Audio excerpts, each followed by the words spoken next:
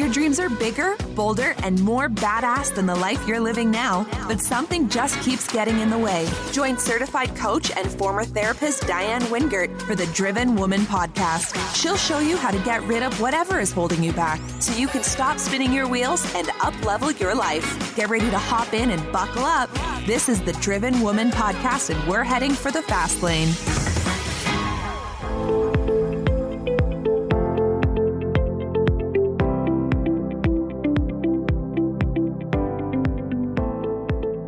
Welcome back, Driven Woman, and thank you for being here for part 2 in the Boundaries series. Now, if this is your very first time listening to the Driven Woman podcast, welcome, welcome, welcome. And if the topic of boundaries, and especially better business boundaries, is one that's important to you, you're going to want to make sure you listen to all the episodes in this series.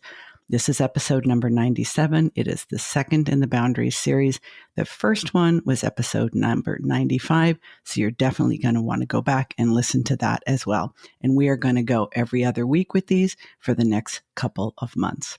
Now, I know I've said this before on the podcast, but when I first started coaching specifically female solopreneurs, I focused a lot on productivity and time management, how to be more efficient, how to use your time better, how to batch things, how to time block. And I still teach those things because they work and they really help you go the distance without burning out. But I realized it's not enough because just managing our time well isn't the whole story. If you are a woman, chances are you have other responsibilities besides you and your business. You may have a partner. You may have parents, you may have pets, you might have dependent children, you might be responsible for a volunteer position, you might have a community of people that rely on you. You're probably not living like a hermit without any obligations or responsibilities. So the topic of obligation management turns out to be really, really important for women because most of us are connected to others. And because of the way the brain works, because of the way our hormones work, and because of the way we're socially conditioned, very few women escape the feeling that they aren't doing enough for somebody at some point in time. So we're going to unpack this together today, because I think if you have the feeling that you're never quite doing enough, even though you're doing everything you possibly can and then some, you are on the path to burnout. And if you get too far down that path, it's really hard to get your health and vitality back. Trust me, I know. So one thing I want to talk about from the top is that whether you have kids or not, you have other people, other beings, other responsibilities. If you do happen to be a working mom, as many female solopreneurs are, even though it's 2022, we haven't really made a whole lot of progress in most households with respect to childcare and household responsibilities. In fact, it's usually referred to as once a woman has finished her work for the day, she starts the second shift. And that's everything related to kids and the household. If she is a solopreneur who works on the internet and works from home, those things are all mushed together throughout the day. So it used to be you'd go to the office and you'd work your shift and then you'd come home and you'd deal with household and kids. Now it's all mixed in together, which is why time and energy management are still really, really important. And whether you are in your 40s or your 50s or your 30s or your 20s, if you are responsible for anyone other than yourself, you probably have guilt to some degree because you simply cannot be everything to everybody at the same time. Now, one of the things we are going to talk about is how important it is to really understand what your actual bandwidth is. Not what you think you could do, not what you think you should do, not what you observe other people who seem to be doing it, but what you can actually do. And the importance of managing your obligations and having really good boundaries so that you avoid burnout. I put those right in a line: bandwidth, boundaries, burnout. Why? Because that makes it memorable. And if it's memorable, we will keep reminding ourselves of the things that really matter. Because if you get all the way to burnout, it won't matter if you remember it then. It'll be too late. One of the ways I have noticed a lot of female solopreneurs, especially those who work in online business like I do, is that the number of places that we feel obligated has really exponentially increased, particularly since the start of the COVID pandemic. I mean, it's undeniable that there are countless people all around us who have needs. A lot of people have not been doing well with their mental health. Some of them started having problems from the very beginning. Others of us have struggled more as time has gone by. But you are no doubt aware that there are plenty of people in your intimate circle, in your outer circle, and even in the global circle of humanity, particularly right now with everything going on with Ukraine. You'd have to be living in a cave with no Wi-Fi to be unaware that the world is full of other beings who have needs. In addition to that, those in your intimate circle and those in your outer circle and those in the human family in the global circle, you are probably also a member of any number of online groups. I mean, how many Facebook groups are you a member of right now? Probably make your head hurt a little bit just to stop and think. Do you have an expectation of yourself that you be active in the Facebook groups that you have joined? Do you join Facebook groups because a friend or a friend of a friend has started it and invited you and you felt obligated? You didn't want to hurt their feelings by saying no, especially if they asked you more than once. Are you a member of one or more masterminds? You know, masterminds really work when everyone contributes at a high level. Are you doing that? Are you able to do that? Do you have the bandwidth to do that? And if you do participate in a mastermind and you don't feel like you are showing up to the same degree as the other people in that mastermind, you are probably experiencing some of the negative effects of an out of balance sense of obligation management. Let's go to the big one, clients. Most of us who are in online business are serving clients in some capacity, usually through a service-based business. If you're a coach or consultant, that's obvious. If you have an agency, if you do creative work, if you're a copywriter or web designer, whatever service you provide, you have clients. Clients have needs. Clients support you by paying you to meet those needs. So there is, in a very real sense, a sense of obligation there, right?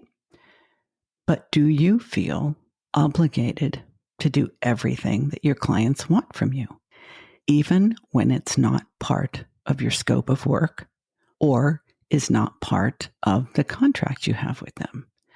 This is where things start to get really icky and sticky, right?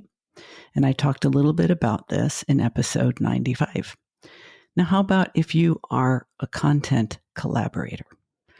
We are all encouraged to put out a shit ton of content and to do it regularly because all of us hear consistency, consistency, consistency. I get it. It's a lot of work to produce this podcast every single week. If you have a blog, it's a lot of work. If you have a YouTube channel, it's a lot of work. If you are regularly posting short form videos on TikTok or IG Reels, it's a lot of work. Now, some of us choose to share that work by collaborating with others. I have talked more than once about how I do pod swaps, otherwise known as interview exchanges. And most of the guests that I have on my podcast are hosts of podcasts who also interview me. I like using that technique, and I'm going to get deeper into why that creates a sense of obligation, because it doesn't always feel completely balanced. And this is why this topic is so important to me and why I think it's important to most of us, but we may not be talking about it openly.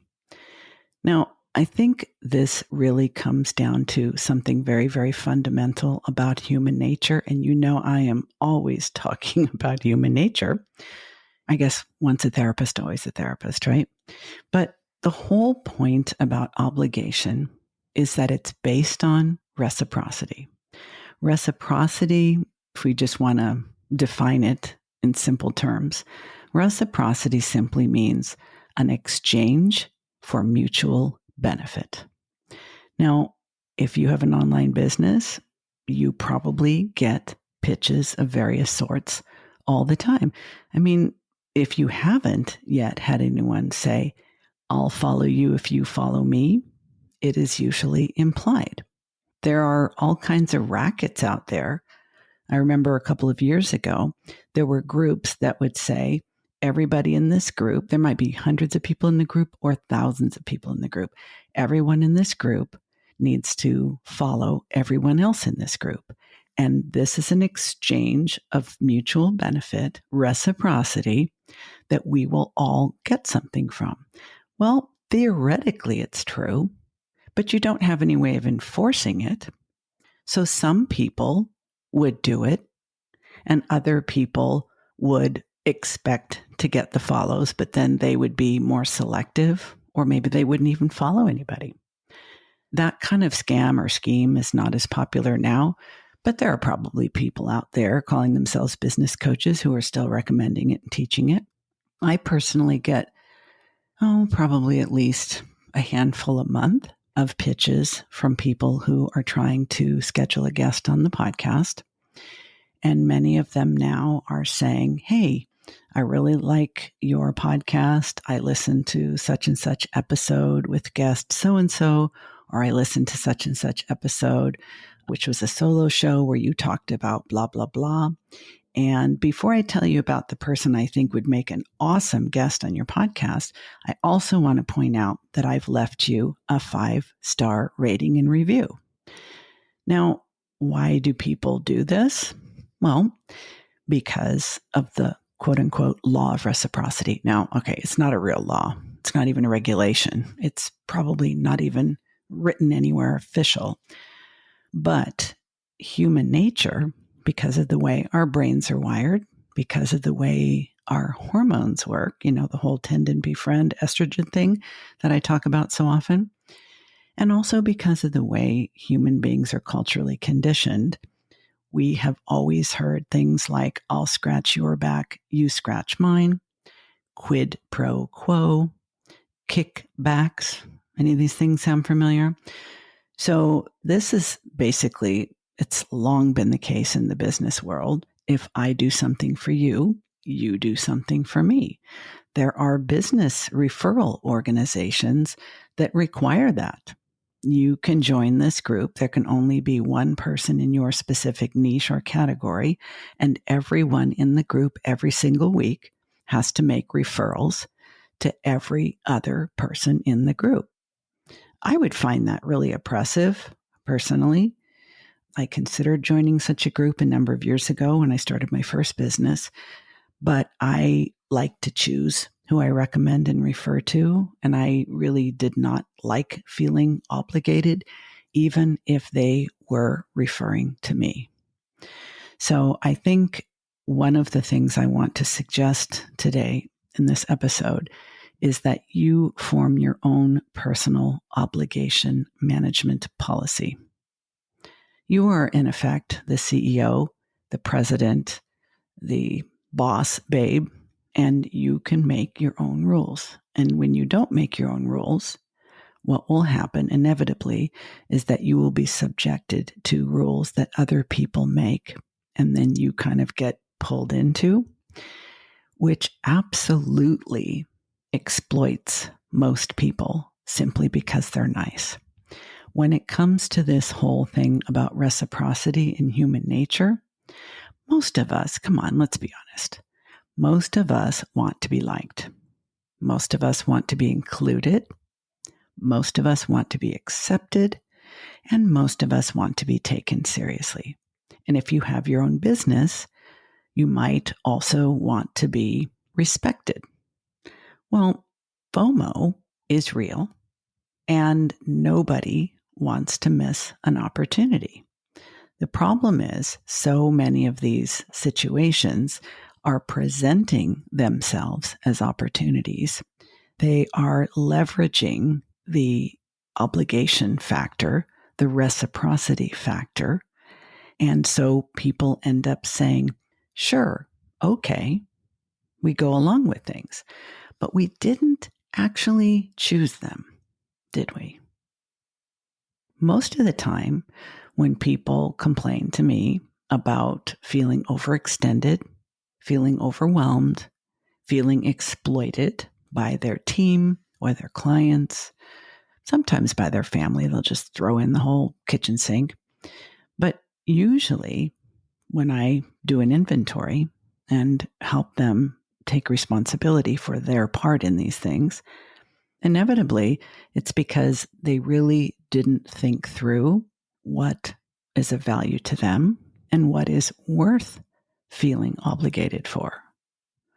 I've done a lot of work on myself around feeling obligated because I reached a point where I recognized I was doing way too many things simply because other people were asking them from me. And I was completely bypassing checking in with myself and asking, do I want to do this? Do I feel I should do this? Do I think I have a choice to not do this? And if I'm doing this because of this reciprocity, then where exactly is the exchange of mutual benefit? Most of the time, when it is being proposed by another person, most of the time they stand to benefit more than I do. This is not always the case. And I'm always delighted when someone presents an opportunity to me where we both will truly benefit. But oftentimes, and this is just as true for you as it is for me, most of the time when people say, hey, can I pick your brain? Or we could sure use someone like you on this committee. Or could you contribute to this conversation? Or, these type of things. Most of the time we will say yes, not because we really want to, but because we feel obligated and because we haven't really worked out for ourselves under what conditions it's a yes and under what conditions it's a no. If you want to go deeper into this topic, please go back and listen to episode 95, where I talk about the default yes. Most of the time, we're going to say yes because we either didn't anticipate that we might get this request, or we really don't know how to say no. We don't have the skills to say no gracefully and graciously and without stumbling all over ourselves or feeling guilty or apologetic. But because we haven't really thought through, all right, if I consider this and if I agree to this, what is the exchange of mutual benefit that I want to get from it? And does this option, this opportunity, offer me that? I cannot tell you how many times I went on the pick your brain and buy you a coffee conversations. I never once saw any of the people who bought me a coffee and picked my brain do anything with that information. And it really drove home a very important lesson that I now teach to my coaching clients. People need skin in the game. When they don't have skin in the game, they do not value what you've given them. So you might be doing something because you feel obligated and then justifying it because you'd like to think it is of benefit to the other person. Most of the time it isn't, because they haven't made any kind of investment in it beyond the price of a cup of coffee and an hour of their time. So I strongly recommend to my clients, when people approach them and ask them for a freebie or a discount or a barter or to contribute to their platform in some way, write a blog post for us, contribute a recording to us, teach a class to our community, come on and live stream with us. Really think long and hard. What is the exchange of mutual benefit? And don't be afraid to ask questions.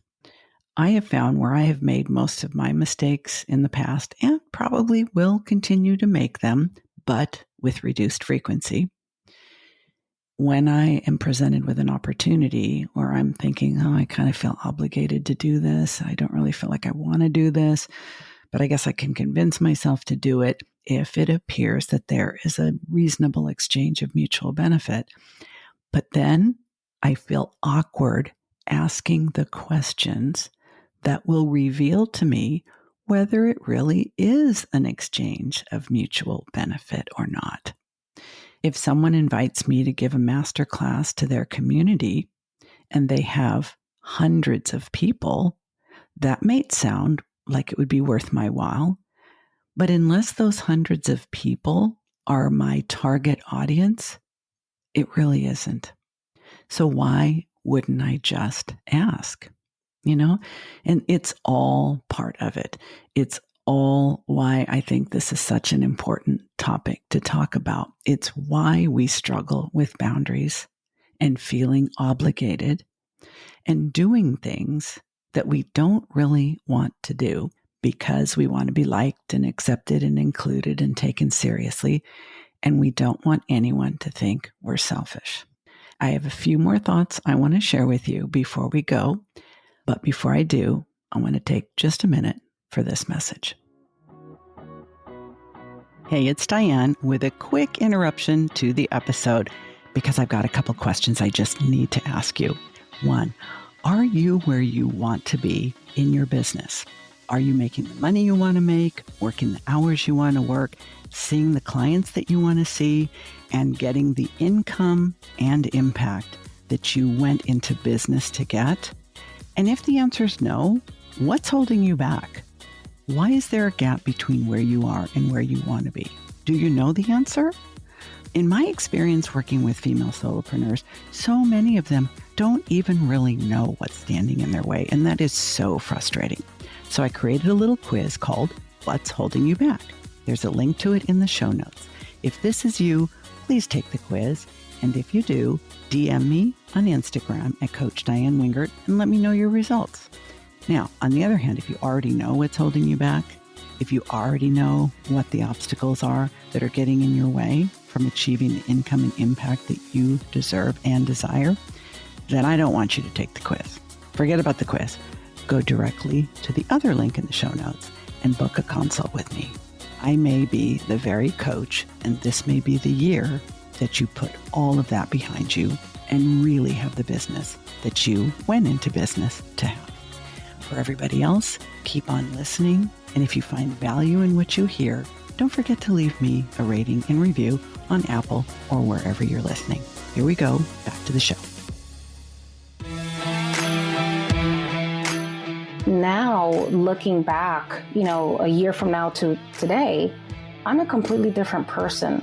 Even, from the very first day that I started to work with you, I realized things are going to be really different. I mean, actually, I know before we even spoke, when I heard you on that podcast, I thought, this woman is exactly what I need. And honestly, I've never met anyone like you. And I'm so appreciative of everything that you've done. I mean, just sharing your experiences with everyone and being so open and honest, and just seeing you and how you interact with other people and how you share your experiences has helped in that recalibration in my own mind, because now I can accept myself for who I am and I don't have to apologize for who I am. Who I am is who I am, and I love who I am. I'm not perfect by any means, no one is, but I'm freaking awesome.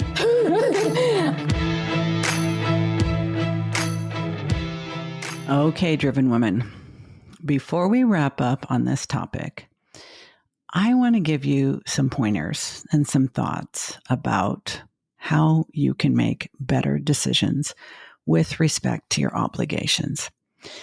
And there's a couple of people that I want to refer to who have really helped me understand this better for myself and have helped me shape the way I teach this to my coaching clients.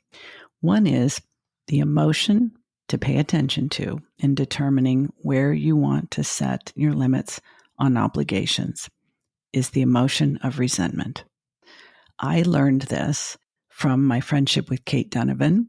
She was an earlier guest on the podcast, and she has a wonderful podcast of her own called Fried, the Burnout Podcast, one of my favorites and highly recommended. Definitely want to check her out. Kate Donovan talks about how important it is to pay attention to the emotion of resentment, because resentment, more than anything else, points the way to where we are doing things that we really should not be doing. And when I say should not, I don't mean should as in the way we get ourselves into trouble with the word should. I mean when we allow ourselves to consent to things for reasons that we would not feel good about if we articulated them to ourselves. We have talked ourselves into something because we would feel guilty if we didn't do it, but we don't actually want to. Resentment is kind of an emotion that really needs to come out of the closet, in my opinion, because when we actually acknowledge resentment, and by the way, most women don't even acknowledge it. It's kind of this unacknowledged, unspoken, shameful feeling. We all have, by the way, we all have, but we don't talk about it because we're so deathly afraid of being thought of as selfish. It's really quite perverse. So what Kate Donovan says is pay attention to resentment. And I have learned so much from doing this, because instead of saying, I'm so annoyed with this assistant, I'm so frustrated with this client, using terms like frustrated and annoyed, those are cover words. Look deeper. There's an excellent chance what you're honestly feeling, what you're truly, authentically, genuinely feeling is resentment. And we like to blame other people for those situations. We like to say, she made me feel guilty. She made me feel obligated. She talked me into it. I can't let her go. We've been working together for so long. We come up with all these stories, but they're part of the problem. When we strip all of that away and we expose the actual emotion of resentment, if we set aside any feelings of shame or guilt about that, you can just peel them off like a layer. Peel off the guilt, peel off the shame, set it aside, acknowledge the resentment. Then you can get really, really, really honest with yourself about why you feel resentful. And when you're not blaming it on the other person, because they're taking advantage, because they're needy, because they're demanding, because they're entitled, because their expectations are unrealistic, because, if you set all that drama aside and you just say, how could I get rid of the resentment? Assuming that you can, what would need to change? It'll become crystal clear. It'll become crystal clear that you are doing things you do not want to do, you did not choose to do, but you feel obligated to do. And the only reason you are continuing to do them and feeling resentful is because you are not accepting responsibility and identifying that there are actually other options you could exercise. That's the brilliant thing about this. Even though I may sound like I'm being all judgy and harsh right now, I am speaking the truth with love. I have done this to myself more times than I want to count, and I didn't even realize it. Now I pay attention. I pay attention to the resentment. My eyes are open to that. And I don't judge myself for feeling resentment. Resentment is like a flashlight. That flashlight will show me exactly where I need to change some things. And in a way, it's doing me a favor. I happen to be a Buddhist. And so I have learned since many years, and by the way, this is one of the most difficult of all Buddhist practices for me personally. When someone is really challenging for me, I have been taught to think of them as my holy spiritual guide. This is so hard. And the reason why I am to think of them as my holy spiritual guide is because they reveal to me my own limitations and shortcomings. It's a beautiful thing, really. So if I can step out of the guilt and shame, my own guilt and shame, then you can too. look at where you feel the resentment in your business. Is it towards your team or a certain member of your team? Is it because you hired someone when you were just getting started and they are not really the person you need them to be now that your business has grown, but you feel obligated to keeping them on because you have history, but you're resenting them because they're not who you need them to be now? That's a problem that can be resolved. It will not go away, by the way. If you feel that your clients are too needy or too entitled or too cheap or too demanding, or your content collaborators are unfair, or they don't hold up their end of the stick, you are playing a part in this. You have a responsibility to manage your obligations. And outside of resentment, and by the way, hats off to Kate Donovan. Please check out her stuff. She is so good. But also, we also probably have some friends, maybe some family members, but it's usually friends, often long-term friends, who are not entrepreneurs. And we were not entrepreneurs when we became friends with them. Maybe they're friends from high school, friends from college, friends from God knows what job from years ago. And they're still in our lives for a reason. But now you're doing this, and they don't really get it. Sometimes they're putting a lot of shade on what you're doing. Sometimes they make light of it. Or sometimes they're like low-key obsessed with it and kind of trying to live vicariously through it because they don't have the guts to start a business. You are not obligated to give them a front row center seat to everything you're doing and all the updates as you go along. That'll slow you down. You are not obligated to pay it back, to pay it forward. You really aren't. Now, if you decide to do those things, by all means do them. I mean, what is the freaking point of being your own boss if you are doing things you don't want to do for reasons you don't feel good about? You might as well have a job for reals. Last thing I want to say for now, because I always have a lot to say. And here's another shout out to someone else who's also had an important impact on me, but they don't actually know me the way Kate Donovan does. And that is Simon Sinek and all of the wonderful work that he has put out into the world. I'm speaking today specifically of the book about knowing your why. Now, the way Simon Sinek talks about knowing your why, he has elevated this question to really kind of what is your calling in this world? What is your reason for being here? What is your purpose? What is your legacy? Why are you even here? And that 30,000 foot view, super, super important.